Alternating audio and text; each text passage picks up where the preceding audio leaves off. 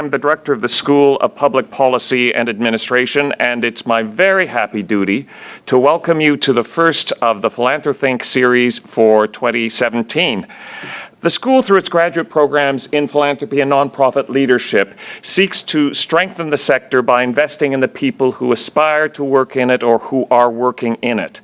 And through a variety of avenues, we seek to link our teaching and research with the experience of people in the sector, confident that by combining academic and practical perspectives, we can develop a greater analytical ability and a better understanding of the many contributions that the sector makes towards enriching our collective quality of life and of ways in which those contributions might be measured or improved. Much of what we do is to celebrate and commend and encourage the work of individual organizations within the sector.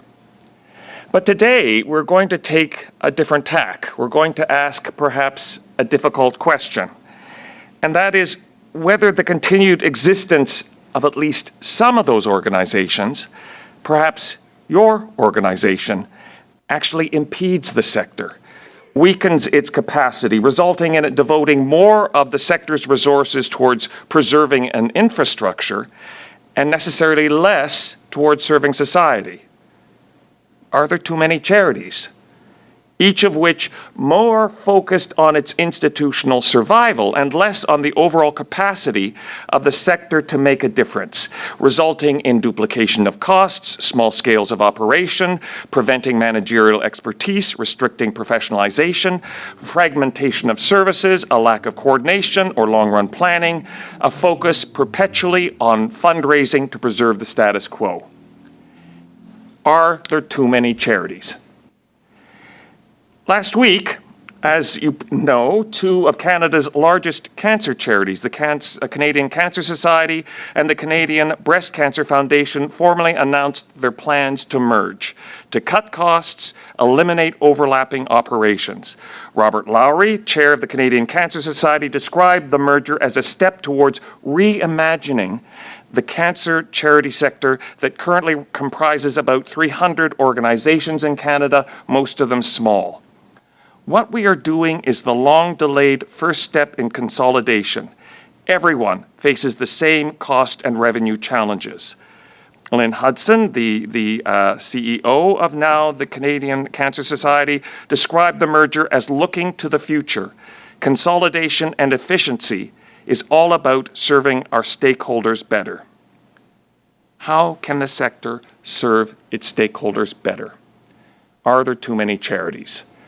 And to help us to approach this difficult question, I'm delighted to be accompanied by my colleague Susan Phillips, the supervisor of our graduate programs in philanthropy and nonprofit leadership, and a panel who will be able to help us through this question from different perspectives. Susan.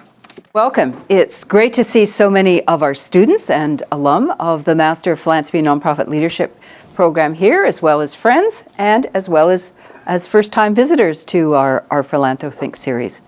What we've tried to do as a program is to build on fresh ideas, many of them international, so we've welcomed and engaged and encouraged international scholars to be part of our teaching, part of our thinking, and to ensure that what we do in the program is informed by professional practice, that we're connected to what goes on in the sector, and that we can help mobilize the work that we do for better professional practice.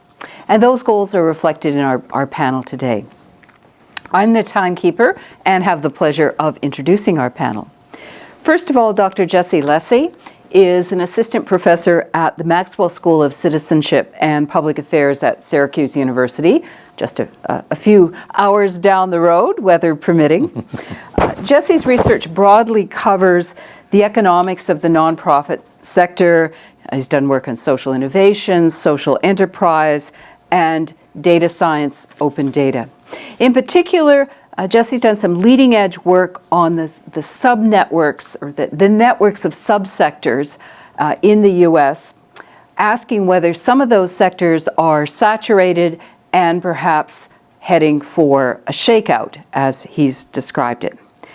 Jesse is also working closely with our colleague Nathan Grassi on taking some of the newly released full set of tax data in the U.S. to make them more available in an accessible format.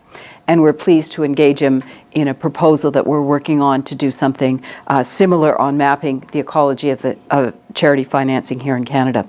So welcome, Jesse.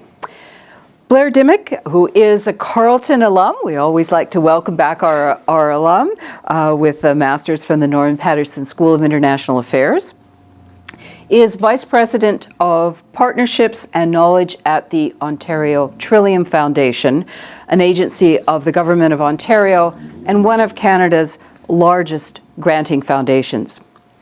As many of you know, Trillium has been a leader in encouraging collaborative ways of working, and Blair has been leading much of this work in strategic partnerships, capacity building in the sector, and evaluation. He serves in a variety of advisory roles to governments in the sector and is a very active community volunteer. And we're joined by Christine MacIntosh, who is Director of Child and Youth Employment and Training Services at the John Howard Society of Ottawa, which provides a range of services to individuals and families, particularly those who've come into conflict with the law. Christine is also chair of the Alliance to End Homelessness, Ottawa, which is an area that has many different kinds of charities and nonprofits involved and very actively seeking collaboration and cooperation. And most importantly, Christine is a student in our MP&L program, soon to graduate, but we're delighted that our program attracts the people that it does with her insight, experience, and willingness to share with her colleagues. So welcome to all of you. Jesse, do you want to start with your research? Because you've been actually have some great data for us to begin to digest. Sure, I would love to. All right, well, thank you, Susan, and welcome to all. I am happy to be here to talk about this topic because it's something I've spent a lot of time looking at and thinking about. But I also think it's a really difficult question because it's a normative question, right? What do we mean by too many nonprofits? So let me start with a question to you. How would you tell if you have too many nonprofits? What's the rule that you would use to say if we reach this state, we're in a state where we have too many nonprofits, otherwise we're okay with the number of nonprofits we have? I think it's a difficult question for a few reasons. One, because we can see from the data that we have a lot of nonprofits. I'm drawing primarily on data here from the US context from our IRS database. So it's not going to map perfectly onto the Canadian experience, but I think that there's some lessons here about the charitable sector. So this first graph here, I'm just looking at the number of nonprofits started each year. And what you will see in the United States context is that this has been steadily increasing over time. So we're at the stage where now we have between 60 and 70,000 nonprofits started each year in the United States, and we have between 1 and 1.5 million operating within the nonprofit sector, which is a huge amount of nonprofit organizations. The sector has been growing rapidly over the past few decades, especially within some of the subsectors, like the environmental subsector. This is a new and interesting subsector, and so you have, it's been expanding by about 500%. Over the past couple of decades. Human services and health subsectors are older, and so they've been growing at a slower rate because there were more to begin with. Education, religion, these are also some examples of growth here. The rates of expansion are a lot faster than their for-profit counterparts. So if you look at service organizations that are doing similar things within other parts of the economy, one of the notable aspects of the U.S. nonprofit sector is it has been growing much more rapidly than other industries within the U.S. And one kind of surprising aspect of that is not only has the growth been rapid, but it's been fairly stable, even through periods of economic tumult. So on the left here, you have employment growth within the nonprofit sector over the past decade, and on the right, you have employment growth within the for-profit sector. And what you'll notice is that during periods of economic downturn, the for-profit firms tend to shed employees, so they have negative rates of growth for employment. But throughout all of these periods, the nonprofit sector has been somewhat of a stabilizing force for employment within these different areas. So these are indicators that the sector is growing, that it's strong, and based upon the number of organizations and the capacity that we've developed in the charitable sector, that it has the ability to have an impact on a variety of problems. So we think that all of those are good things, but we might worry about whether or not this growth can be sustained over time.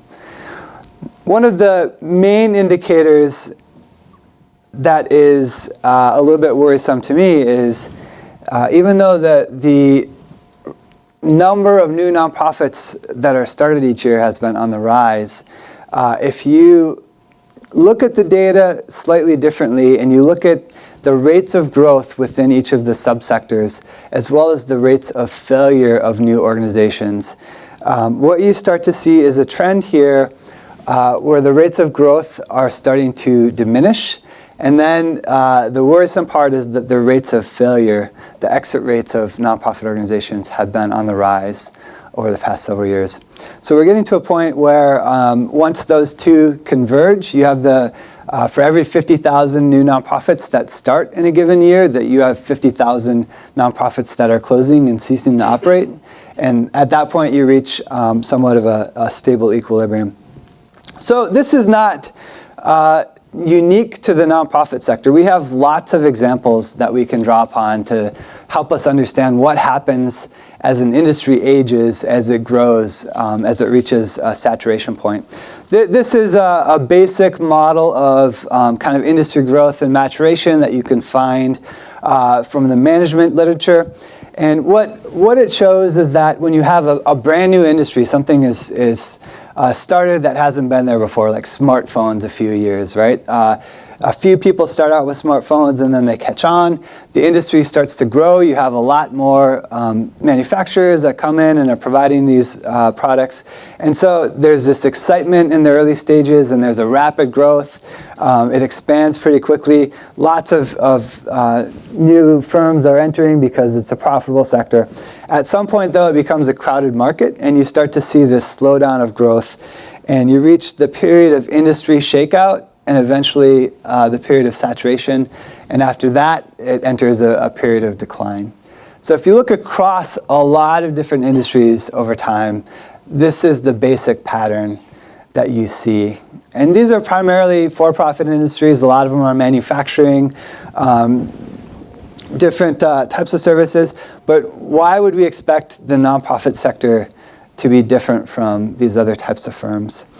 The other important component of the study of other industries is the understanding of what happens as it moves from kind of a new and exciting industry to an older and stagnant industry. You have this inverse of the growth processes where a lot of firms are crowding into the market, rushing into the market because something new is happening or because they're high profit margins, these sorts of things.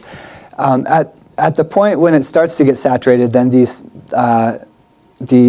rates invert, and you start to have kind of a mass exodus of firms from the industry, and that's the point where it becomes saturated and the levels either tip or else they level out. The curious part of the U.S. nonprofit sector is it's not clear exactly where we're at on this process, but we are nearing the stage where these two rates are converging, and it'll be interesting to see what happens. Well, there's two possibilities if we are using other industries as a benchmark. The first possibility is called an industry shakeout. You see this across primarily kind of large manufacturing industries. What happens in these industries that's interesting is when a new product is invented, you have a lot of firms that have variations of that product and a huge variance in terms of quality, a huge variance in terms of the offerings. But that quickly converges into a consolidated industry. If you think about the automobile industry, for example, you started out with several hundred car manufacturing industries in Detroit. That, after several years, consolidated into the big five that we usually think of in automobile manufacturing, and the rest of the organizations either consolidated or else they went out of business. And as a result, the total number of organizations, which is that top line, plummeted. Similarly across these other industries as well, but the other aspect of that is the number of firms decreases, but the firms that remain have a high productive output. So they are able to still offer more and more services over time. The capacity to create the goods does not diminish because you have a shrinking of the overall number of organizations within the market. So this is the shakeout example. And this tends to be dominant in more kind of manufacturing processes where it's easier to gain economies of scale. The markets tend to be national. You have some processes that give large firms advantages. In a lot of other cases, if you look at the industries over time, what you'll find is that as the industry ages and matures, it does reach a saturation point, but then it will stabilize into kind of a set number of firms. You might have a few new entrants every now and then, a few new exits every now and then, but more or less you have the same number of firms over time. So this is also a possibility within the nonprofit sector. The question is, where are we going as a nonprofit industry, and what insights do we have about nonprofits that help shape how we should think about this within this nonprofit sector? So what I have here is a graph looking at the growth of nonprofits in the human services subsector, specifically within the city of Pittsburgh. So we have close to a 30-year panel here, and each gray dot represents a different nonprofit. On the left-hand side, you have the total revenue, which is a log scale, so you can see it goes from 100,000 to 1 million to 10 million, so it's a pretty rapid rise in revenues. And then on the x-axis, you have the age of the nonprofits. The gray organizations are the organizations that are alive, and the red organizations are the point at which one of the nonprofits exits the market, one of the nonprofits dies. So you do see, some distinctive patterns here. Over time, as the nonprofits age, they tend to grow in size pretty consistently. You don't have many nonprofits that are just moving to the right without increasing in size. So there is this. There's a pressure of growth. If you want to stay alive, you have to continue to expand your operations. I think that's, if you talk to practitioners, you get that sense that fundraising is an important part. You should be expanding your operations. Oftentimes there's a lot of pressure to do that. But the other interesting thing is to kind of focus in on which nonprofits are failing within these markets. Where are the nonprofits most vulnerable? And in this case, we can see that by and large it's going to be the small and young nonprofits that are going to end up closing down. You do have some examples of these larger and older nonprofits exiting. And in our data set, we can't differentiate a merger from an exit. So actually a lot of these organizations, if they're 60 years old, and they're leaving the data set, it's because they're combining with some other organizations. So you do have some mergers occurring. But by and large, most of the exits occur within the small and the young nonprofits, which is not surprising if you look at other industries as well. But it is kind of surprising at the rates at which these small nonprofits are failing. The other interesting thing is if you look over time at the amount of revenues, specifically I'm looking at the large nonprofits for the next graph. the ones that are above $10 million in revenue. So it's just that narrow band right along the top of the graph. That small set of nonprofits, if you look at the revenues that those nonprofits control over time, you do see this interesting trend where this is controlling for inflation, and the nonprofits with over $10 million in revenue in 1990, they accounted for about 50% of the total revenues of this subsector in Pittsburgh. By 2013, they are now in control of close to 75% of the resources of the subsector. And that group grew from 10 to 13%, so it wasn't a big increase in the percentage, but in terms of the amount of resources that they control, that's quite a dramatic change, a whole quarter of the entire resources of the sector. While at the same time, you have a huge increase in the number of new and small nonprofits. Here's another example. This is the arts in Pittsburgh, and you'll see very similar patterns in terms of how this plays out. And then similarly, if we focus in on the organizations that are exiting the arts industry in this case, again, you're going to see by and large it's going to be these smaller nonprofits. And you do have more older, smaller arts organizations in that case, which is somewhat not surprising, kind of given the nature of the arts subsector. So should this concern us? How do we think about kind of competition within the nonprofit sector based upon this data? What can we learn from this? A couple of things strike me as interesting data points.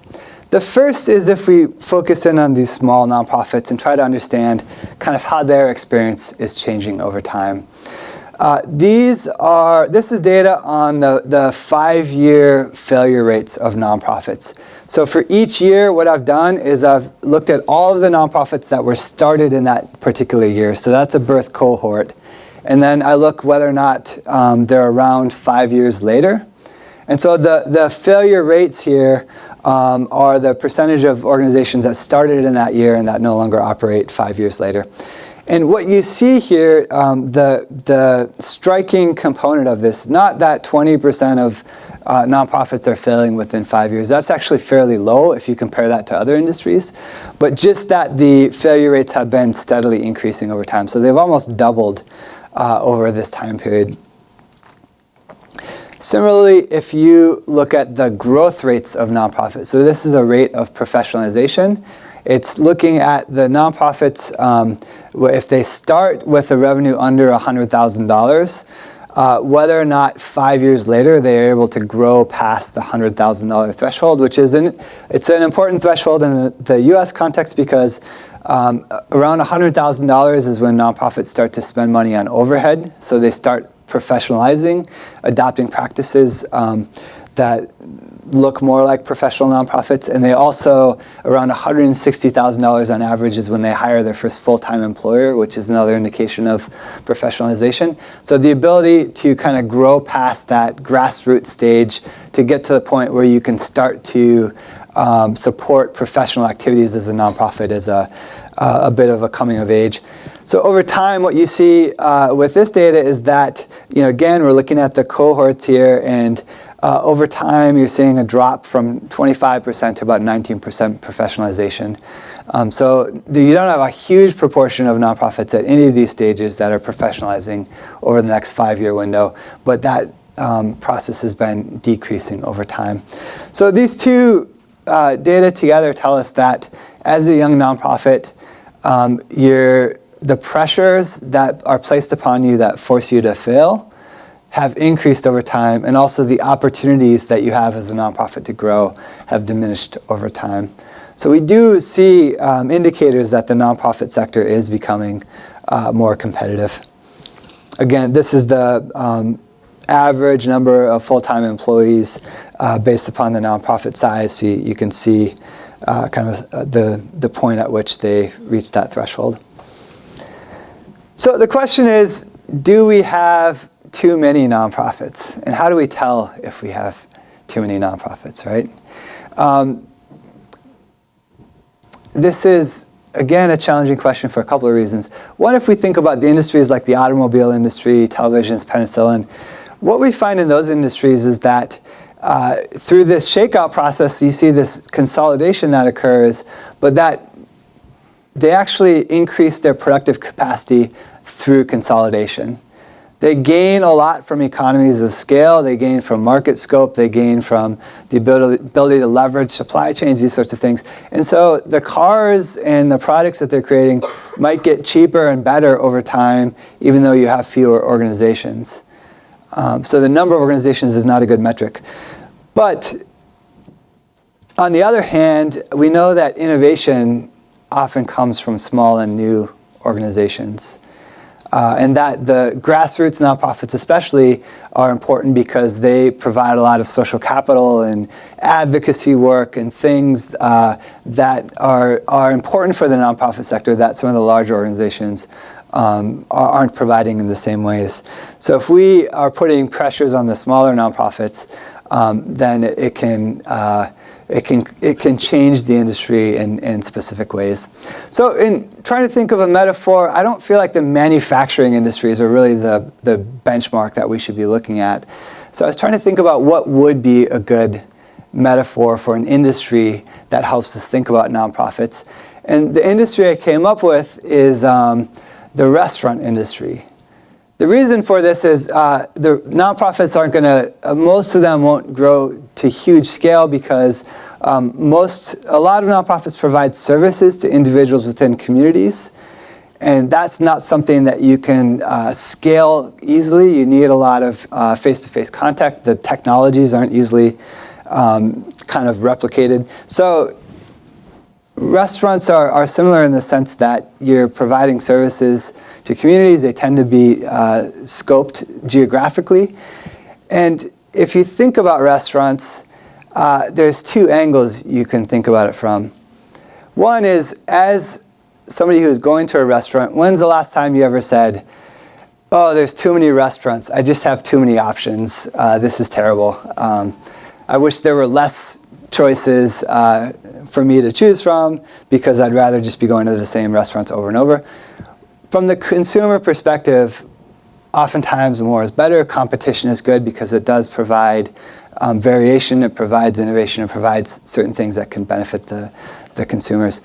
From the restaurateur perspective, though, if you talk to people in the restaurant industry, they will talk about when you have a surge of interest in restauranting because of reality television or because of a downturn in the economy and people are opening restaurants as an alternative to their other careers, these sorts of things, it causes a lot of problems for the existing restaurants and it puts pressures on them that can lead to restaurants that are providing good quality, high quality services to become fiscally strained, and that can cause failures of organizations that you might not want to fail. So if you look at this data, they're looking at 60% failures within 3 years. Again, the nonprofits are at about 25% in 5 years. It's becoming more competitive in the nonprofit sector, but compared to other service industries, we're nowhere near that level yet. But the important insight here that's parallel with the restaurant industry is it used to be the case that if you were able to provide good food, that was enough to get customers to your restaurant. If you were doing something interesting, if you had high quality services, that would lead you to be sustainable. It's no longer the case. Now there's so many options that you not only have to provide good food, but you also have to do it at a low cost and have high quality service and do good marketing, all these other things in order to stay open as a restaurant. So I think that this is similar to the nonprofit sector. It's no longer the case that you're passionate about your work, that you're doing services that have an impact on the community and you do them well. You also have to do all of these other things well, the marketing component, the fundraising component, managing your finances and your volunteers and recruiting staff. If you're not doing those things as well, it doesn't matter if you've got a good program model, it doesn't matter if you're providing good services, you're not going to make it as a young nonprofit. And a lot of that's tied to the incumbent advantage, and I'm going to leave that to some of our panelists to talk about. But there are, for the larger nonprofits, I mean, you have significant advantages of being around for a while. You have networks that you can tap into. You have reputations that are persistent far longer than oftentimes the quality of services that nonprofits are providing. So it creates some stabilizing forces for the larger nonprofits, where you don't necessarily have that parallel in some of the for-profit industries. Versus the smaller nonprofits, there has been kind of a trend in the US at least where there's an attitude that there's so many new nonprofits being started that it's hard to figure out which of the new nonprofits are doing good work. So some of the foundations have just stopped funding new nonprofits. So there's a disadvantage in some of those instances, and that can lead to some problems. So the three takeaways, I mean, the first two are that I think the nonprofit sector, when we think about competition, we have to think about it for two types of organizations. The large nonprofits that have been around a while, they experience competition very differently. And the idea of there being too many nonprofits at those large scales, I think there's some opportunities for consolidation, there's some opportunities for collaboration, for those large organizations to work together in ways that can create extra capacity. For the smaller nonprofits, here's where the competition really matters, because these are the ones that are experiencing it in the most brutal ways and having the most difficulty taking a new and interesting idea and then bringing it into an existence in a way that's going to be sustainable and have an impact. So at that, I will leave it to some of my colleagues. I'm trying to just provide an overview of some of the data and some of the processes of what is happening in the nonprofit sector. Again, it's as a normative question of whether or not we have too many nonprofits. How would we define what does it mean by too many?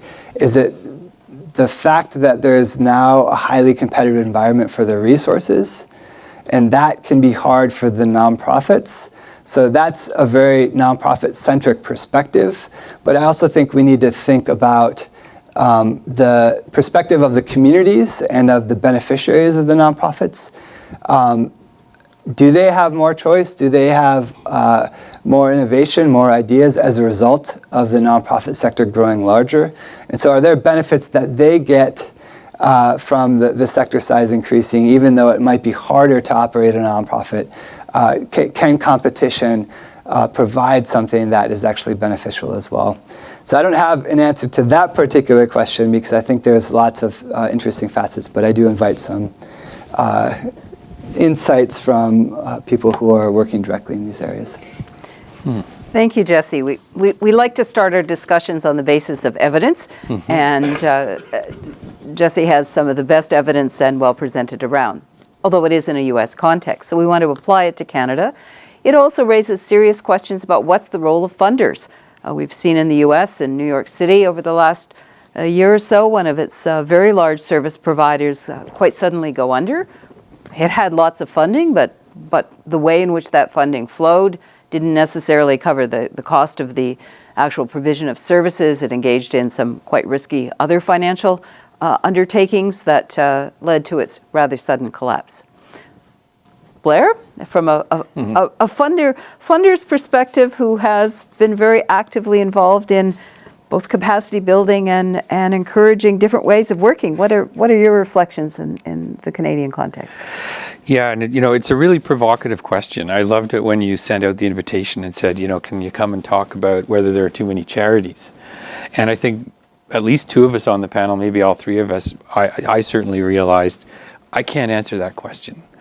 And frankly, one of the reasons I can't answer that question is we don't have the kind of data here or analysis in the Canadian context that we've just seen from the US. It's been a real challenge as a funder over the years because I don't think anybody here today could actually, does anybody know how many nonprofits we have in Canada?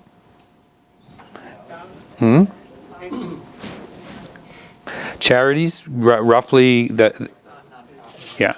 We have an expert here on charities, but most of the data we're working with is pretty old. We haven't had a really good statistical profile of our sector for a long time. So answering the question, are there too many or not, is a real challenge. So that's a preview. I'm not going to answer the question, but I do have some thoughts to share that question provokes. And from our perspective as a funder. I mean, we know in Ontario, for example, when we look at our landscape, we're a provincial agency funding only in Ontario, we're talking about 46 to 50,000 entities that are eligible for our funding. That's about one organization for every 300 people.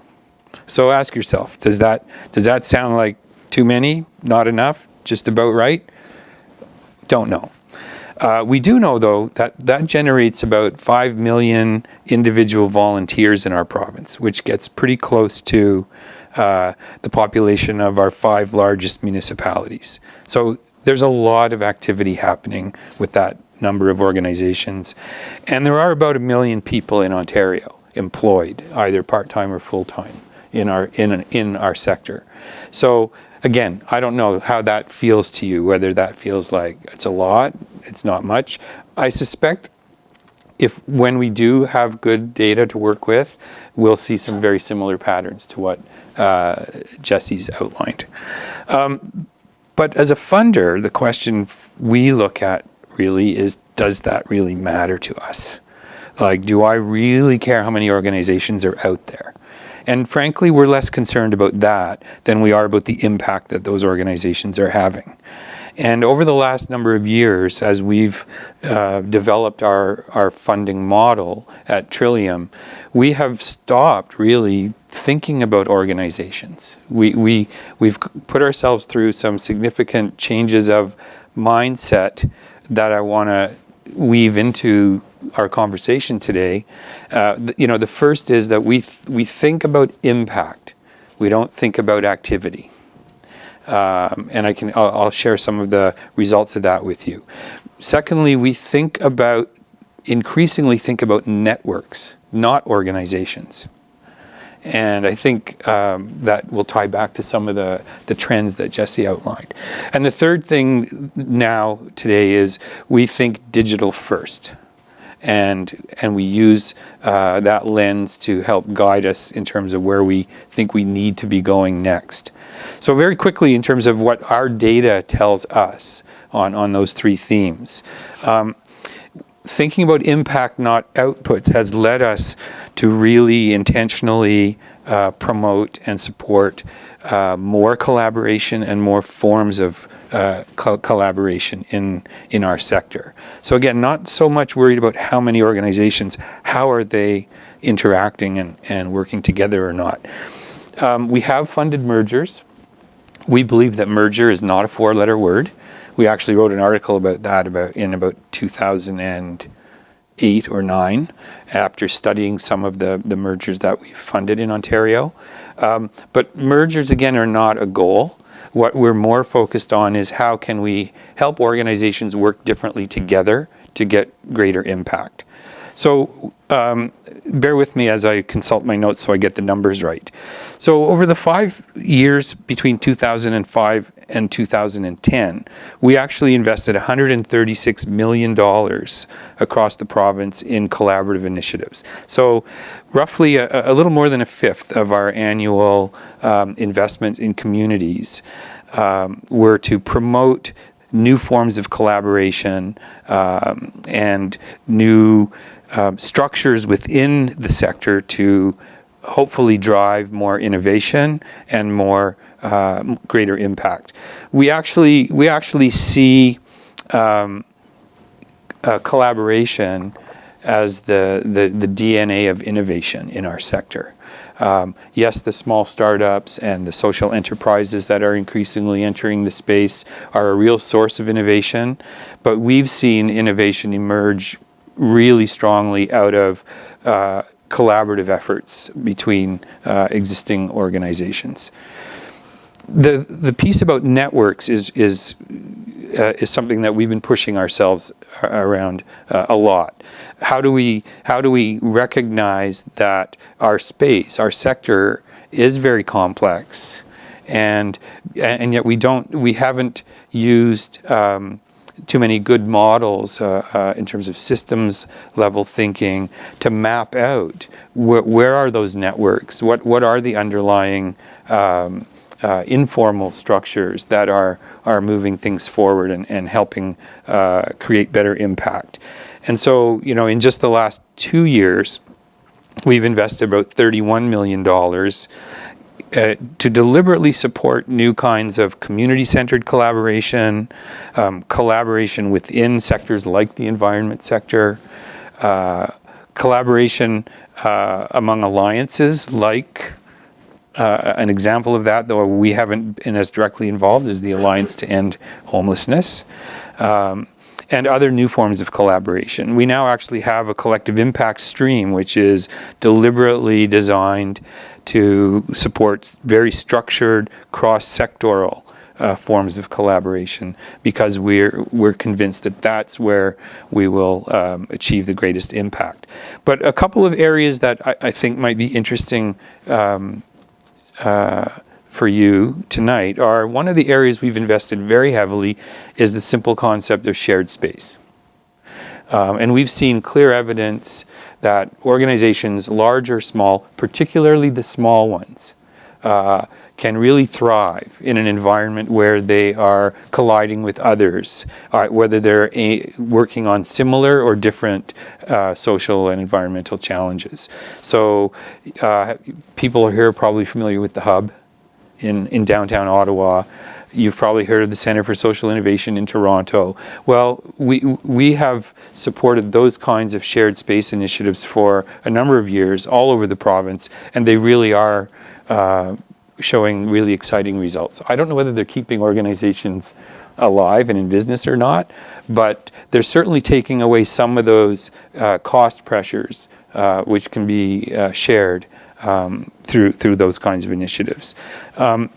Similarly, we've seen the emergence in our sector of what everyone calls now shared platforms. It's probably one of the most used jargony phrases in our sector today, and we're just getting inundated with requests to fund the development of more platforms to enable groups who are aiming at similar impact in their communities to come together and redistribute the cost of how they operate, how they learn, what they can share with one another. We're right now working on a really interesting project with some arts funders to try to support the development of a shared charitable platform that can help individual, especially small-scale artists and art groups to not necessarily have to incorporate or register as charities themselves, but can engage in the benefits or can have the benefits of charitable fundraising. So again, we've, in the last 5 years or so, we've invested over $9 million in 60 shared platform initiatives. Like, this is a very real development that's changing the landscape in our sector. And then the third example I would mention, in addition to shared platforms, shared space, well, there are mergers obviously happening, like Susan mentioned earlier, and we do and will continue to support those. But again, we're far more interested in taking that network lens to our work to try to bring groups together in new ways. And finally, just to talk about the thinking digital piece. We know that there are the next generation of leaders in our sector are not going to go about solving the problems they're focused on the way we have traditionally. We know there are many more young people who don't want to incorporate as an organization or head down the registered charity route, whether that's through social enterprise or for-profit social purpose companies. We need to, as a funder, we're looking for new ways to support those those activities, because they are going to be more prevalent. And things like crowdsourcing, the use of digital platforms, all of those things I think are going to dramatically change what the landscape looks like. And so I'm not sure we'll be asking this same question 5, 7, or 10 years from now as to whether there are too many organizations or not. We're certainly hoping that the question will really continue to focus on is, are we making the difference that we're trying to make? And how can we enable groups to work differently together to make those changes that we know we need? So maybe I'll just stop there. Great. What a great jumping off point for Christine, working in a sector with a homelessness alliance where you have very large, established organizations, you have newcomers, you have those entering this space in new and different ways. So what's your experience? So Susan asked me to share sort of the sector perspective. So I thought what I would do is, I'm wearing a few hats. So I will speak definitely about the Alliance to End Homelessness, and certainly what our role is with respect to working in a networked space, and I think in a lot of ways how we support a number of our member organizations come together and work more collectively. But I thought I would also take the opportunity and sort of scan some of the EDs that work in the housing and homelessness sector, and just get a sense of what was their initial reaction, response to this question. I know that, I'm glad that you actually said that you didn't have an answer, because I didn't have an answer either. Spent the better part of a month thinking about, is there too many charitable agencies? Is there too many nonprofits? And to me, it really didn't come down to numbers. So I thought I would share, just to give you a bit of a sense of what some of the sector leaders, in their initial perspectives were on this topic. So, interestingly, and now this is 10, and this is social services and housing and homelessness, so it's very specific to the social service sector. Interestingly, and I'm not sure why I was surprised by this, but I was a bit surprised, most actually thought that there was too many charities. So, that being said, though, many were quite passionate that this shouldn't just be about numbers. So even the ones that did identify that, yes, it does at points feel a bit crowded and maybe there are too many charities, that shouldn't be the focus. And we shouldn't just stop there in terms of the discussion. So, but just a general sense on that too many charity question is certainly there was a sense that there's an increasing number of groups that are asking outside of their normal range. So my sense, I didn't do follow-up. They just did some quick notes and handed it to me anonymously, so I couldn't, say who said what when I was up on the stage. But my sense with that is maybe some perception of mission drift, or agencies that are doing different types of things than they've historically done. Certainly there's a sense that many individuals with good intentions feel their charitable service idea needs to be a completely separate and independent organization, when in fact it doesn't need to be.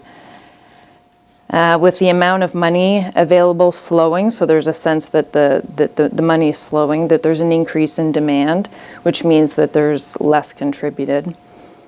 There was a sense that many charities compete in a similar way for donations, and too many approaching the same sources. And more charities means more infrastructure. So to your point, even in terms of sharing space, that we take up a lot of different spaces. So even the idea of coming together, and a sense from this group that sometimes that doesn't happen as much as maybe it could. So definitely, again, the theme with the 10 that I spoke to is definitely this sense that we need to collaborate. We need to continue to do a good job at reducing duplication. And so I just want to read a few quick comments that I think speak to that. So numbers don't matter, rather charities need to ensure they are effective in doing what they're there to do. And that there's possible benefits of the small grassroots organizations. and that there's also benefits when it makes sense to do mergers. So definitely depending on the context, some is good. The smaller groups can be good, and then certainly in some cases the mergers. Another point with respect to some of what Jesse spoke about is I think that overall the issue is not about how many organizations there are, but that especially in the housing and homelessness sector, there's a sense that we definitely have organizations that specialize in certain areas. So we have niches and groups do really good work in one area and another group does really good work in another area. So how do we leverage those niches and work together? So it's our responsibility to avoid that duplication. That on the surface it may seem like there's a lot of us, but actually when you dig deeper, and I certainly have experienced this in the housing and homelessness sector, that these groups do a really good job in collaborating. And to the other point that was brought up is that actually the competition supports innovation, which can be a really good thing. So some top factors that they thought that helped charities prosper.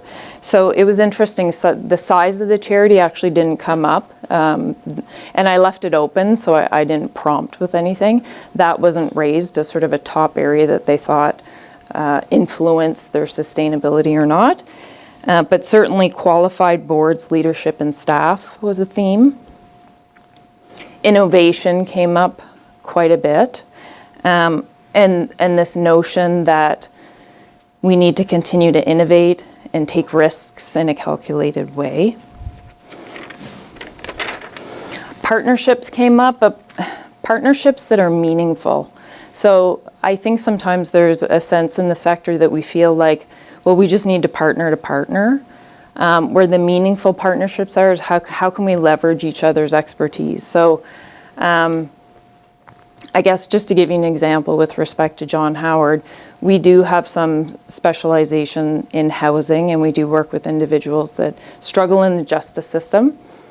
And we have a partner organization that specializes in very specific physical health with the chronic homeless. So we run a program, it's a residential setting where we have that agency that comes in and provides support services on site. So we've essentially taken and leveraged the expertise of two agencies and brought them together. The things that we're doing as an agency now, we didn't do those types of collaborations even 10 years ago. So that's some of the creative, innovative stuff that I think is really exciting, and it actually is great for our end users. Funding formulas, so this came up actually quite a bit. Funding that actually supports the work, not just the innovation, but the core operations and sustainability. So I think that this is perhaps one of those discussions that, you know, depending on who you ask, the funding, some say yes, the funding structures and shifts are actually good and it creates innovation. Certainly the perspective with others is the funding is not helping the core operations of agencies. So I hear both and I can appreciate both. And then risking sustainability was actually the opposite. Lack of leadership, funding formulas that aren't supportive of the ongoing core operations, not clearly communicating mission. Agencies that are actually, they call them lone wolf agencies, so they operate in isolation. And one person did identify that they felt that small organizations actually struggle because they're not heard as easily. So with respect to the Alliance, sorry, I get nervous, as you can tell with public speaking. With respect to the Alliance, I just want to talk a bit about what the Alliance is. We're not actually a charity, we're a not-for-profit organization. So I'm just, bear with me, I'll read you the blurb of what the Alliance is. And then I just wanted to talk briefly about how the Alliance actually supports some of the collaboration that we're talking about. So The Alliance to End Homelessness is a nonpartisan, provincially incorporated nonprofit organization, and we work to inspire partnerships, to create action, to generate knowledge, and to inform a community-wide effort to achieve and end homelessness in Ottawa. We work in partnership to facilitate research, evaluation, public education, and advocacy to achieve this goal. And we are a membership-driven organization, so most of our revenue comes from our members. But we are increasingly looking at revenue, and we've had some success with respect to playing a backbone organization role. So the history with the Alliance is actually a number of organizations came together, and really with a belief that collectively we could have more of an impact than we do on our own. So definitely along the same lines of what we're talking about today, there was a sense that, you know, the power of the collective has a stronger voice versus individuals operating in isolation. There definitely also was a sense that, especially when it comes to advocacy, if we can come together and be clear around certain points or certain pieces that we want to advocate towards, that it's better that we do that in a uniform way versus individual organizations going in different directions. Part of our strategic plan, we fall under 3 pillars right now, which is inform, inspire, and learn.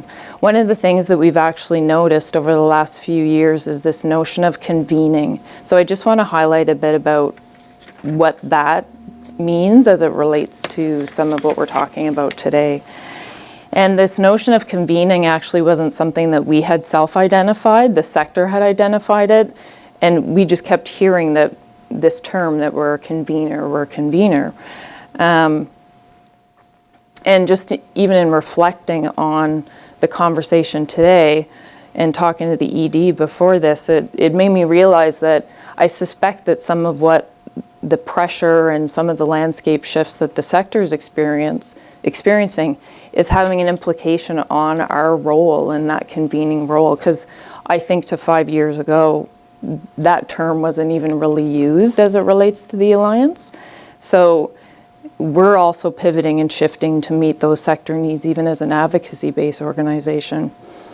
But certainly with respect to convening, I think that we really do take opportunities to create those spaces and create synergies. So we bring a lot of organizations together so that we can talk about where we can come together, whether it's space, whether it's advocacy, or even just shared service delivery models and partnerships. Definitely speaking with one voice. So even with, not even with respect to advocacy, this concept of speaking with one voice. So as an example, the homelessness partnering strategy, the shift that happened in Ottawa around that a few years ago. You know, the Alliance was used as a mechanism via the City of Ottawa to get input on how can we, as a sector, do the transformation that we need to do. So, you know, agencies like the Alliance can bring organizations together to help, you know, in a more seamless way, make that system shift. And all the key players were at the table to help facilitate that process. So that voice and bringing people together to do that actually is another reason that the Alliance is quite helpful. And like I mentioned, the backbone organization role. So we also have another sub-youth homelessness strategy playing out in Ottawa in terms of housing first and how we can apply a housing first model to Ottawa specific and youth specific. And as a backbone organization, we are supporting that because the Alliance is seen as an objective body, and so the funding comes in and the Alliance is able to facilitate that process with their partners. And increasingly seeing a broker role.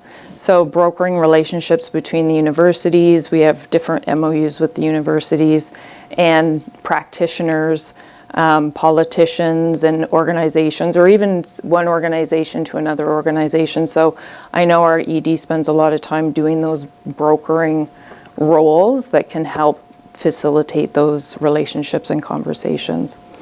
So maybe I'll stop there, just in terms of what the Alliance does around this issue, because I know you're going to probably ask some follow-up questions. Good. Thank you. We do mean this to be a conversation, so start thinking about some of the comments and questions that you might like to pose. And as you do that, I have a couple, and you may want to have comments for each other.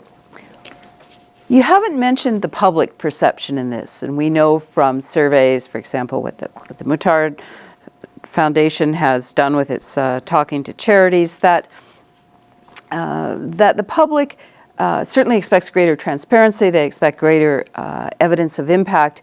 But if you asked a lot of members of the public, they'd say, I'm confused by how many requests I get, how many seem to have similar name, what they're doing. So how do we make a case to the public that either we can't answer the question, or there are too many, or perhaps not enough charities? And I'd like to turn it around and ask the same question from the policymaker perspective. You talked about, Christine, about the need to speak with one voice. Is there an appropriate, a needed policy or regulatory response or question or way of addressing this issue?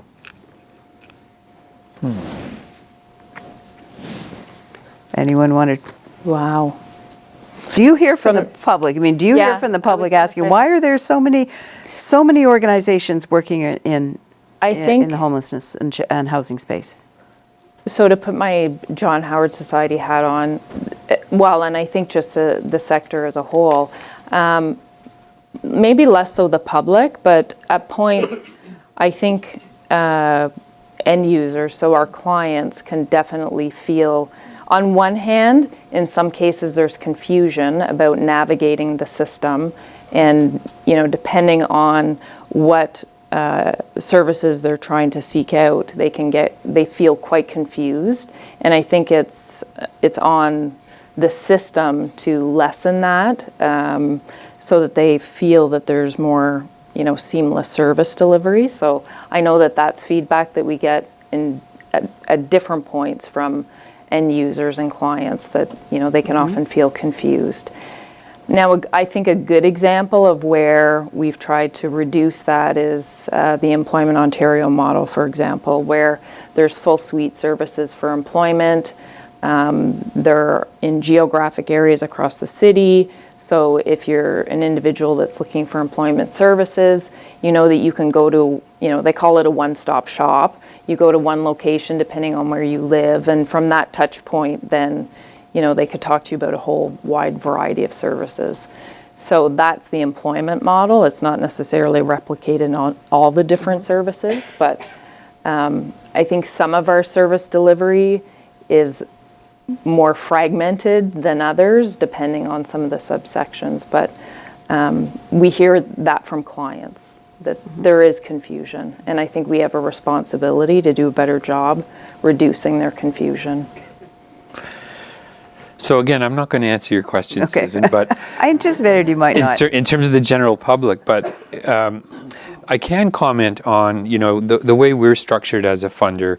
You may or may not know, we have regionally based grant review teams, we call them, who are made up of volunteers who are appointed by the government.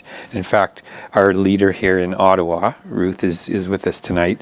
And I'd be interested in your perspective, because one of the things that our volunteers do around their grant review team tables is they assess hundreds and hundreds of grant applications every year. And we do often, I would say we have more and more over the years, heard back from volunteers, we just funded this same thing last year, or here's another group coming in asking to do essentially the same program that we know there is another organization that we've already funded doing that.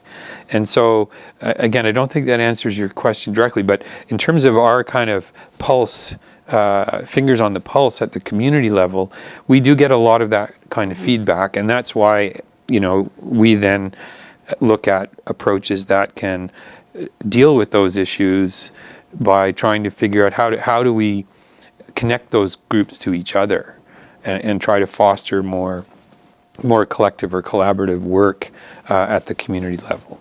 We also go out into the community and will convene roundtables on particular issues. And I can, one of the very first projects I did when I joined Trillium 10 years ago was we went to, I think, 6 different communities in Ontario to have conversations with all the organizations that we were funding that were working with youth.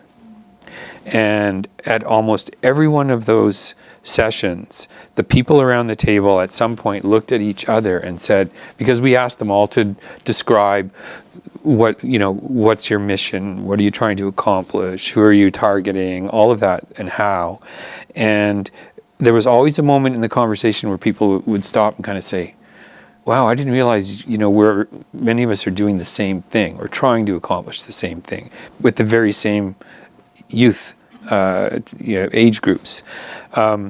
But then the conversation would halt, right? We were joking about it earlier. There was no one who sort of said, well, maybe we don't need all of us or so many of us. And who's going to be the first in line to exit, right? So I think there is a sense that we, as the sector grew historically, based on patterns of the growth in public sector investments in the nonprofit sector, that we're past the peak of your curve, Jesse, and in an era of slow growth, slow economic growth, and certainly slow, if not declining, and I would say more likely declining, public sector investment in the nonprofit sector or the charitable sector. That question is going to keep coming back and stronger. Like, why does it seem that there are so many organizations working towards the same ends, but not necessarily either aligning or consolidating?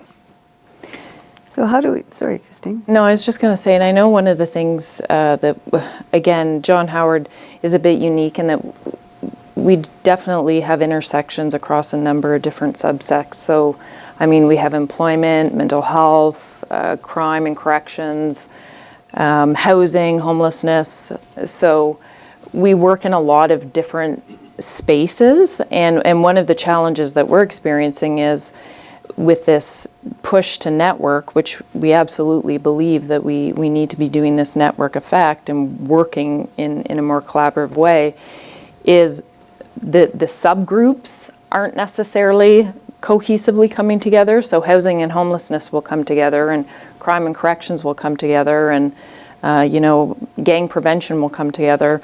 But as a whole, we're not necessarily coming together. So it just feels at points like we're being brought together, but in fragmented different groups. So, and it takes a lot of time and energy to be forming and creating and establishing and maintaining those good partnerships. So that's some of the pushes and pulls that I know that operationally we struggle with as we need to continue to do our day-to-day business at the same time. And the point that you raised, Blair, is essentially around an informational issue of who's going to provide or ensure that kind of potential overlap becomes visible and knowledgeable. Is it the job of the regulator when you're registering to be a new charity that you have to demonstrate you've done your environmental scan and you know what's else there? It's not clear, and I won't ask you to answer that one. But let me open the floor to questions and comments from those who might like to own. Yes, and can we ask you to use one of the microphones and identify yourself? That has all the benefits of me getting here before I thought of exactly what I was going to ask. But I think the parallels with business is interesting, Jesse, the shakeout, because I would come at this from a different perspective as somebody who funds a lot of charities and has been involved with a lot of NGOs, that there is the collaboration, but the collaboration often ends up more like a cartel. So that they work together and often become more like a convoy. They go as fast as the slowest ship. So it actually works against innovation. And The difference with companies is interesting because you can have collaboration to say, let's get tires that are standardized sizes so that, your car has one of a small number rather than a huge number of potential sizes. That works really well. If they say, let's not compete with each other, let's just everybody charge the same price, we make that illegal. But in the NGO sector, we don't. And I think we end up with a lot of mediocrity. Groups that aren't competing, and that maybe what we need is more disruption in the area the way we would in business, to say to those of us who are funding, you're thinking of funding X group, well, Y is doing this way more effectively.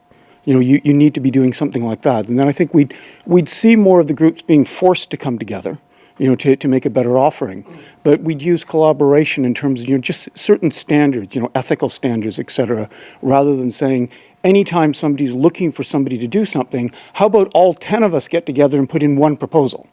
Because that way we all get something, rather than you want some of those groups to be saying, I think we have a better idea. How do we get out that better idea? So I think that would be one of the ways of looking at, do we have too many? We probably certainly do. It's a matter of how do you get more effectiveness rather than look at the actual number. Great. I've seen a couple models where this works pretty well. One example was a foundation in the Boston area, and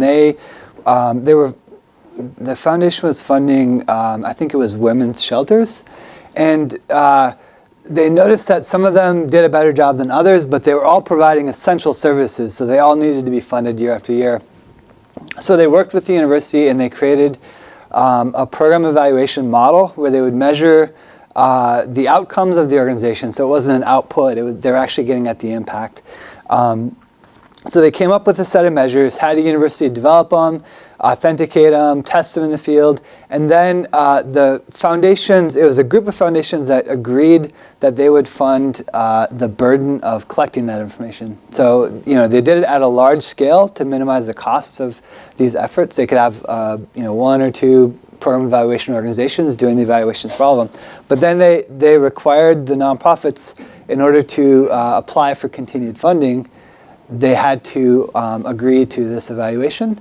And I'm not sure if they used it in a punitive way where the nonprofits that weren't performing at some level would receive less funding, or if they used it in a collaborative way where the nonprofits that were performing at a high level, they could create a collaboration where they could then share best practices, those sorts of things. But just that the foundations realized that they needed to provide some support to create those mechanisms, the information in this case, to generate the data that would actually make the market get better as a whole. Because in the nonprofit sector, if you don't have information on quality of service, if you don't have information on the total number of organizations working in the same space, it's harder to have some of those kind of convergent processes when you don't have the same kind of consumer-driven mechanisms that you do have in the for-profit sector. So that's one idea about that. We have lots of data in the sector. It's not necessarily systematic, it's not necessarily used, and it's not necessarily impact-oriented. Blair, in your work, are you funding that kind of model or do you see others funding that kind of model that Jesse just talked about, or a preferable one that does the same kind of and there's thing of getting an impact? there's a pretty robust evidence base now around what makes for good collaborative efforts or not. It doesn't take long to find lots of really good frameworks and guidelines for how to do effective collaborative work. But I think the key is that we all need to get more disciplined around the results-oriented nature of the work we do. And so we've been working hard at Trillium to support groups who want to move down that path in terms of more rigorous evaluation practices and working together around that. It is about leveraging the strengths that different groups have if they want to come together.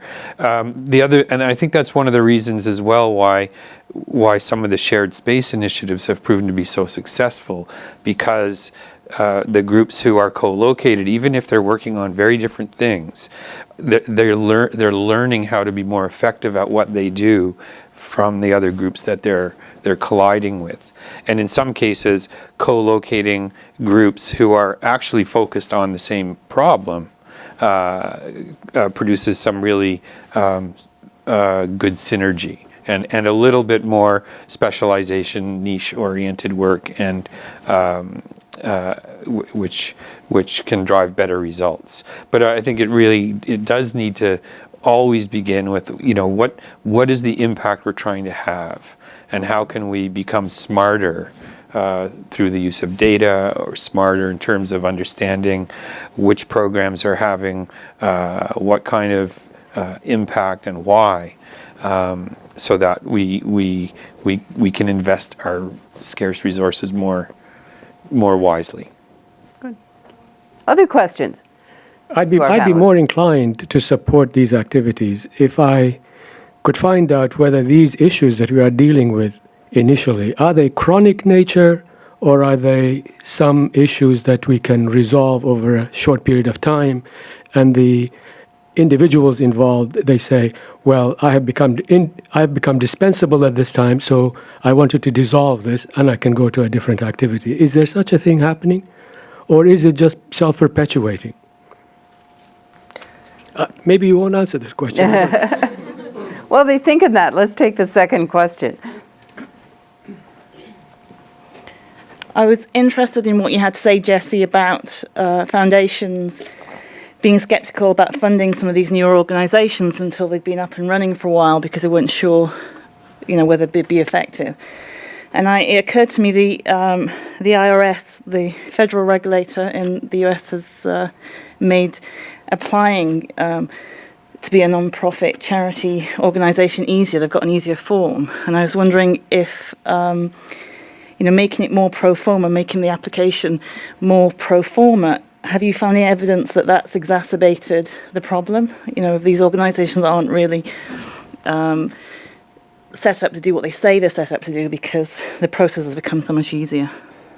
It's a good question, but that is a very recent change, so we don't really have data on how it has impacted things. Okay. But I know, just anecdotally, there's a big movement towards fiscal sponsorship instead of nonprofit status, because in the U.S. you have to go through this big, long process. You apply to the IRS for the nonprofit designation, the tax-exempt status, and it can take up to a year for the IRS to come back. You have to form a board to do this. I mean, there's certain organizational architecture you have to put together in order to go that route. And oftentimes the reason you do that is because most, especially community foundations and other entities, require you to have that status to apply for a grant. So if you're a small or if you're a group, a grassroots group within a community, you have an idea for an activity or a theater or a service, a playground, whatever it might be, and you want some funding for that, you're forced to go through this organizational process to do that. Whereas if you have fiscal sponsorship, you can work with another nonprofit and they can say that they will apply with the grant for you and provide the oversight to make sure that the money is being spent, how you're saying you're spending it, these sorts of things. So that, I think that there's recognition that there's a need for informal activities, and that what I worry about most is we have become more professional as a sector for good reasons. I think there's a lot of benefits that come from that, and we've got there's some additional ways that we can professionalize that I think could generate impact. But when that standard is forced on smaller organizations, it can have a very chilling effect. And I think a lot of the magic of the nonprofit sector comes from a lot of grassroots entities doing interesting things at the community level. And if we force them into this professionalized box, I think it's going to prevent people from doing the sorts of things that are benefiting the communities. There's a study in Africa where it was Mary Kay Gurudi and Michael Kremer looked at what happened when international organizations started funding grassroots nonprofits. And in order to fund them, they had to have books and they had to be able to write a grant and do some things. So it forced them to hire a staff that was literate and that had some education, and then that changed the culture of the organization, and it actually it delegitimized the people who had started the organizations and had led them and had built a bunch of networks within the communities that were having these real positive effects. And as a result of kind of the requirements of these international donors, it caused this irreparable change within the sector. So I worry about that sort of process if we're trying to ensure that there's accountability for these smaller organizations, but we do it in such a way that it imposes too many constraints on them. Okay. And if we may ask you a question before you go, I understand, or your colleagues, I understand, for example, from the Australian charity regulator, which is quite new, the Australian Charities and Not-for-Profits Commission, that when an organization approaches them and thinks about registering, the staff asks the question, have you looked at who's already doing this in your space? Go find that out and then come back to us. Does that happen here, or do you imagine that kind of thing being feasible or desirable here? It's relatively new, I think, in Australia, right? It's a new initiative. Yes, it is. It's an interesting question. I mean, certainly from what we've heard, I think there's some merit in it. It certainly deserves further study. I'm not sure. Like, there's a lot of politics around that as well, I think. So yes. You put me on the spot, I guess. No, I just let me just ask the question of if it is current practice, which is a fair question. I think certainly that conversation would happen, particularly if they have a great idea, but you already know that there's another organisation out there that's doing it, and rather than wasting the resources, like you say, on infrastructure, it may be, those conversations, I'm sure they do happen. Or maybe it's another organization in the sector that does that. But I think it's a really interesting idea, and I think maybe it's something we could think about doing more of if it's not formally done. But I certainly, on an ad hoc basis, I don't think it's a formal thing that we do, but it's an interesting idea. I'm sure some in the sector will have concerns about that. Well, I was going to say that, each year in even thinking back to just social services in Ottawa and the housing and homelessness, or some of the other, youth services, even specialized services, we see other, not-for-profits popping up where we're curious in terms of, and it's very project-based, and it's more a program. And to Jesse's point, and this is just anecdotal, but we often see them appear and then disappear because it's usually short-term funding that they're getting, and it's specific to a very specific program in a environment where a lot of that's happening already, and it makes us curious being in the field already. The sense of if there's the need to have more. So, other thoughts, Doug? Reflections, and please identify yourself. I've been remiss in that. Doug Puffer. I work at Carleton here as the director of plan giving. I'd just like to hear some comments about the proliferation of the big bank charities, the big insurance company charities. How do they get charitable status in the first place to accumulate assets within their same organizations, and yet there are some of the biggest charities?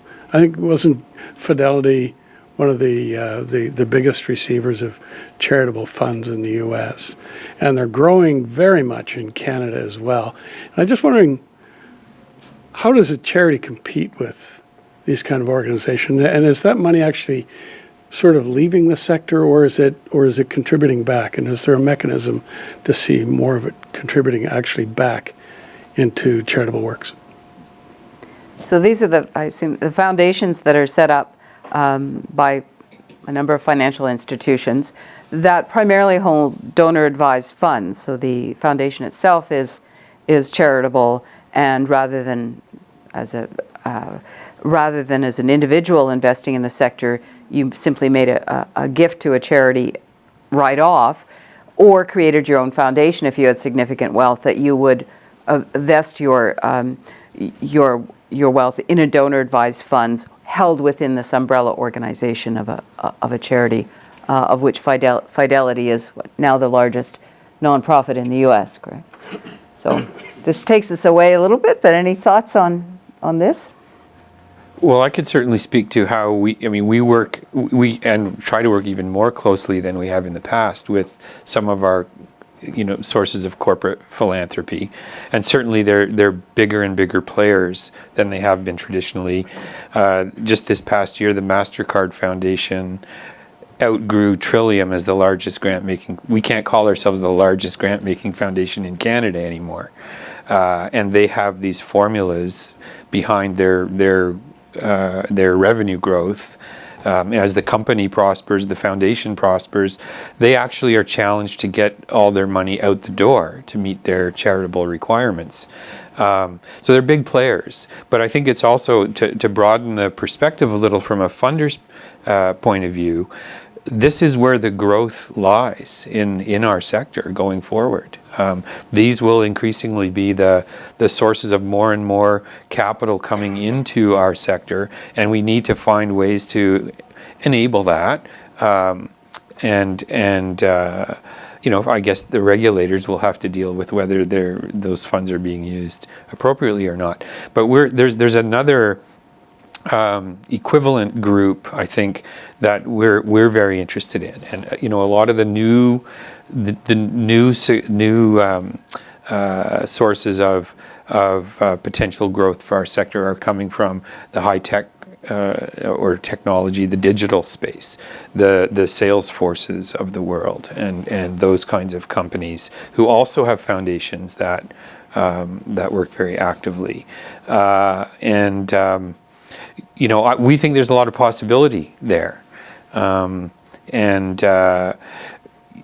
there's no doubt that their ability to attract more dollars in, not just what they're getting from their own the company side, will be a challenge for other charities out there. It's the classic challenge in the foundation industry. Think about the large old foundations, Ford, Carnegie. I mean, these are the robber barons, right? At their time, they were the big industries. And when the foundations were created, the debate was whether or not they would have too much power and too much influence. And how do you set it up in a way that the money can benefit society, but it doesn't disproportionately privilege certain interests. So I think it's just a continuation of that conversation. It's just that we have different players now, right? Another question. Hi, I'm Rebecca Aird from the Community Foundation of Ottawa. Maybe it raises another heretical question. Are there too many foundations? Well, a couple of thoughts. First of all, I think the idea of posing the question of have you done a landscape assessment and who is doing what that's similar to what you're doing, how are you different, is a really great idea, actually, when considering registering charities. And as a community foundation, we ask that question in our grant-making processes of the organizations that are applying to grants. Who else is doing this in the community? Are you working with them? If you're not, tell us a little bit about why. I mean, there could be completely legitimate reasons why organizations are not doing that, but we want to know whether they know and they're sufficiently plugged in at the community level to be able to respond to that question. So I think it is, and then if we find out that they say, no, there's nobody else doing it, but we know that there are other organizations doing it, we certainly have that conversation then with them and say, if it results in a grant not getting approved, we'll have that conversation as part of that, or if the grant does get approved regardless, we'll be able to, to say, look, there are other people and we'd like you to have a conversation with them. So it's a bit of a more informal mechanism for doing what Trillium is sort of institutionalizing. With respect to collaboration and expectations for collaboration. But the one thing that strikes me in all of this conversation too is a lot of it relates to questions of scale. And I think it gets back to your comment as well about the power of the grassroots at the neighborhood and community level. And, you know, the sort of delicacy of that relationship. I love the idea. I think maybe it was mentioned that there is an idea for an arts sort of charitable organization that, you know, a number of different groups might be able to work through. I think that could be very powerful. But yeah, there is that question of, you know, if you think about it at the national or the provincial or the regional level, maybe you can ask the question, are there too many organizations that are doing the same kind of work? But I'm not sure whether that same question applies at the grassroots level, so I don't know whether there's any thoughts about scale and any of the stuff that you've been working on. There's a really great study by Peter Frumkin and some colleagues where they looked at the Guggenheim Museum was built, and it's this big, shiny, beautiful building, kind of an architectural centerpiece, and it created a lot of envy. So cities across the country all wanted to build these big arts facilities. So they started, you know, gathering their boards, raising a bunch of money, and then constructing these things throughout I think it was throughout the 90s and into the 2000s. A couple of things happened. One is the .com bubble burst in 1999. The other is that they didn't do their market analysis, and specifically they'd build a big, large theater and not provide enough money for sustainability over time. And so that organization, that new theater and that building became fiscally distressed. And then because that drew a lot of the audience from the rest of the arts facilities in the city, it also had a detrimental effect, in some cases putting other arts facilities out of business, in other cases just fiscally straining a lot of people in the same region. So in those cases, I mean, I think you could argue that competition had a net negative impact on the community in some ways because of just the way that arts facilities are competing for the same customers, right? In other cases, if you have small museums, I don't think you would argue that there's too many small museums in the city. You know, the variety is probably adding to some, like small arts galleries, these sorts of things, without necessarily detrimentally impacting each other. So I think that it's a nuanced question, and I think you have to be careful about what industry you're talking about. In some cases, the more can cause negative impacts on the rest of the organizations that are operating within a sector. In other cases, it might not. Don, you've been collecting some Canadian data on this. Yes, I have. So the short answer is there are 14 less charities now than there were 2 years ago in Canada. 14, yep. From 86,260 to 86,244. So I have been looking at the T3010s of organizations and different revocation, and there were a couple of things that struck me. So I did a review of several thousand organizations, and there were some organizations like employee funds. So where Sears, for example, was dotted the landscape of failed employee funds, where the employees would get together for a charitable trust. And when the organization goes down, so do the funds. Service clubs, and something out west called Donor's Choice, which are mainly in Saskatchewan and Manitoba, which were local equivalent to the United Way, but in Podunk, Saskatchewan, as opposed to Regina. So it's interesting to see something that I would have considered when I was in university as passé has taken about 40 years to actually die. Mm-hmm. So there are some things that happen. But what I've seen, by and large, is that the organizations that go out are smaller and many times older. So it may be, you had said that when the larger ones go, it looks like it's a merger, that they don't actually disappear. But I'm just wondering, do we lose something if we lose those organizations, or are they past their due date? That's interesting. Because one of the things that, again, this is anecdotally from my experience in the sector, is it's less, what I've seen is it's less about the size of the charity, in the last few years anyway, it's less about the size and more about their ability to pivot, to innovate, to be forward-thinking, and not change what in terms of the core of their mission, but definitely change how they go about it, to be more reflective of, especially in social services, the needs of individuals. Certainly the complex system and social issues are shifting and changing, so we have to change with it. And so some of the smaller organizations actually thrive because they're innovative and they do great work amongst some of the larger organizations who sometimes really struggle because of their bigger bureaucracies. So that's just my experience, is it's less about the size of the charity and more about their ability to be innovative and pivot really to meet the environmental needs. As funders, we need to be very intentional about ensuring that the dollars we're investing in communities are having the greatest impact. And so the size of the organization or the age of the organization is increasingly, we're agnostic about that, right? We want to find the best way to help groups who are doing meaningful work get the work done. And so that's one of the reasons we have supported the emergence of shared platforms, so that more money can flow to unincorporated grassroots groups, even though we can't fund them directly because we're just not set up to do that.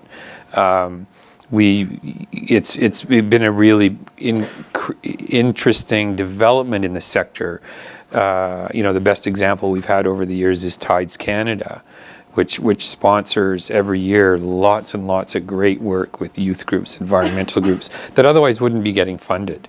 But you do have to be, as a funder, we have to be deliberate about making sure that we're driving for impact, and that means that it's not a matter of funding the big established organizations alone. And I'd say, we have mixed results. In any given year, we probably invest or make grants to organizations. I would say 20, maybe 25, some years maybe 30% of our grants are to first-time grantees. Now, that doesn't mean they're first-time applicants, because it's hard to get money from us. But we do, and it's something that we watch, we pay attention to. But there is no easy answer to it, right? And I'm really interested in. I'd like to follow up with you because I like what you've said. I'm intrigued by small and old is the danger zone. Okay. One last question, and then an opportunity for brief reflections. Well, I have some comment and some question also. It's very hard to answer that question you have raised. Are there too many charitable organizations here? I have worked on both sides of the fence. I was on the board of United Way, or Social Planning Council of Ottawa, and president of OCISO, president of Multi-Faith Housing Initiative Ottawa, vice president Cancer Society, name on big list.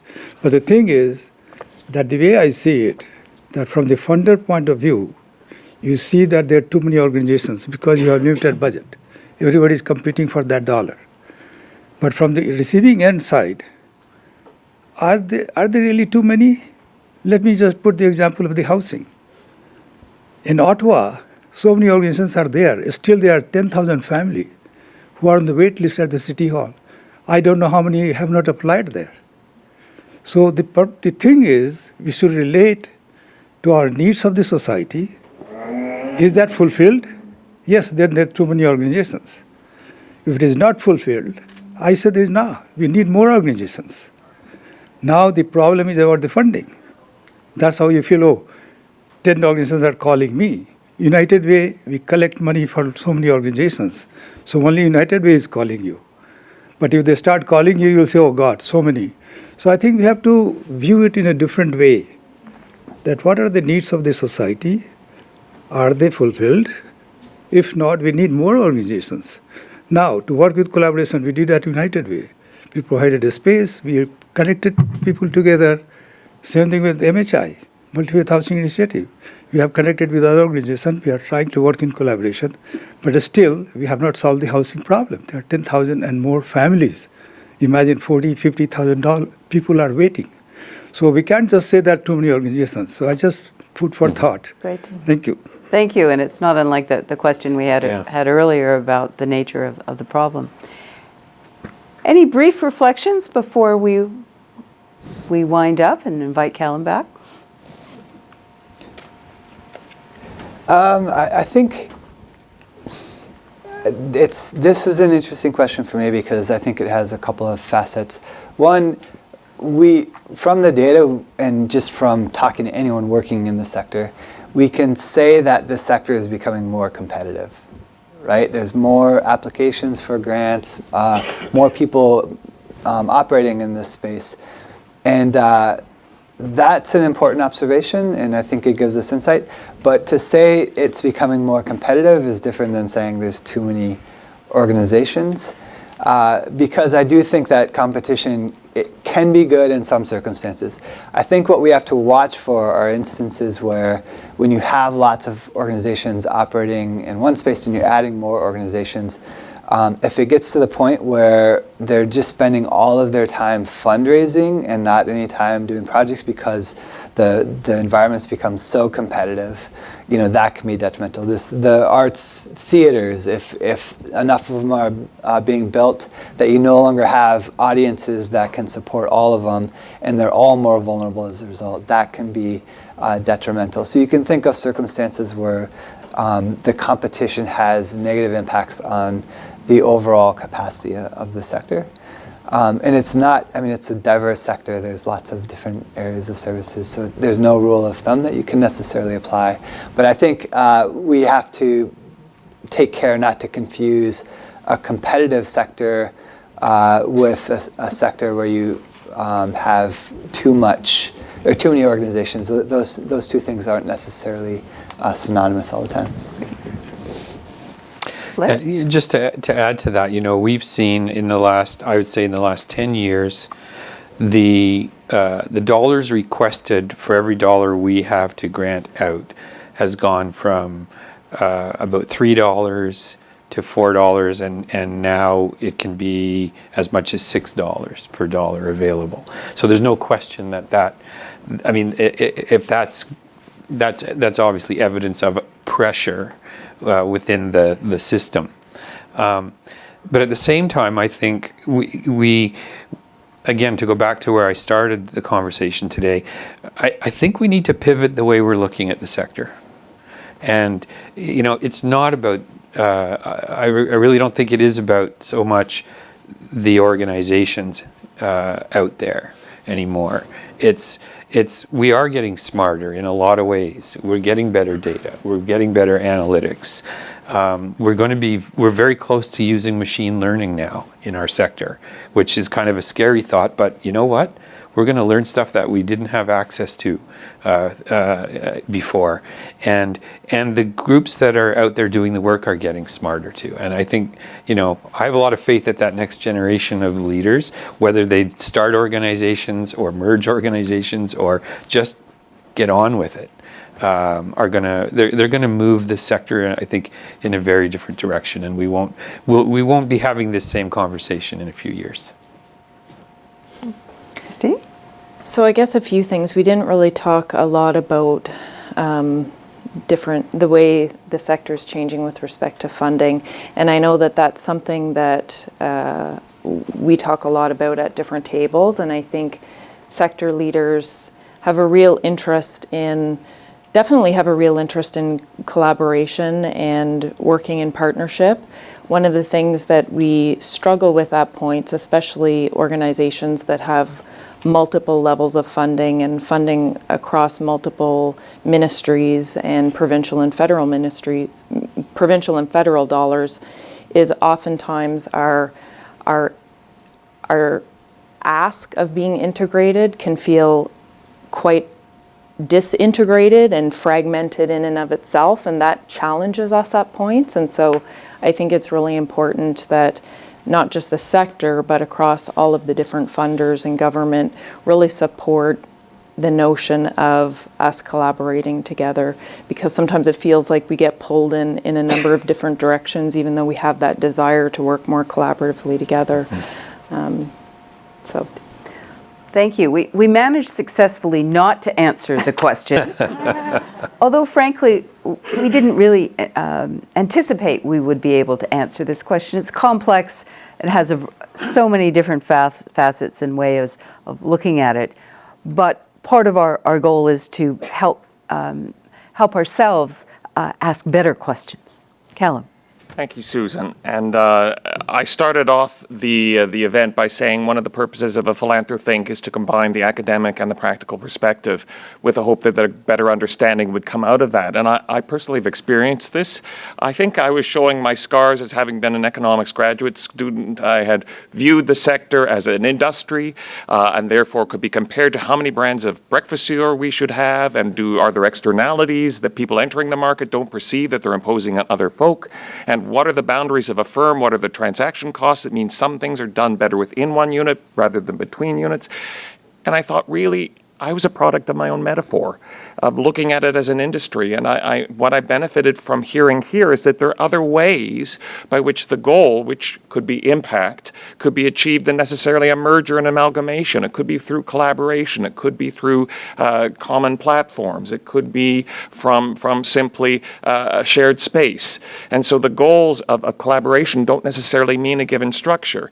And Jesse talked about what metaphor should we use: restaurants, car manufacturers. Frankly, I'm coming away with a sense of an ecosystem. How do we have diversity and a healthy sector that has small players that are grassroots and large overarching ones? Where does the planning come from? Where does the innovation come from? Where does the passion come from to draw people in? And I don't think there is an easy answer. And perhaps asking a dumb question about how do we assess a sector and its impact on the basis of numbers is something I've learned. So thank you very much for the thought that you brought here and the thought that you have brought here, both what you've said and what you've been thinking, and I hope you carry away something from this. And to help carry away our guests with something, I am happy to load up your cabin baggage, Jesse, when you head back to Syracuse. But thank you all three. Thank you. Thank you, Susan, for organizing, and thank you for making this a chance for the university to be in touch with the sector it hopes to develop. Yes, let me do a plug. I am grateful to learn that the ability to pivot, the ability to plan, the ability to collaborate is something that makes the sector stronger, and that's something that we, through our programming in philanthropy and nonprofit leadership, join you in wanting to strengthen and provide. We thank you for coming, and we'll look forward to seeing you at the next PhilanthroTHINK on March the 2nd, when we look at religious giving. Religious philanthropy, where does it go from here? And we hope that you will come and help us again combine the academic with the practical point of view. Good night.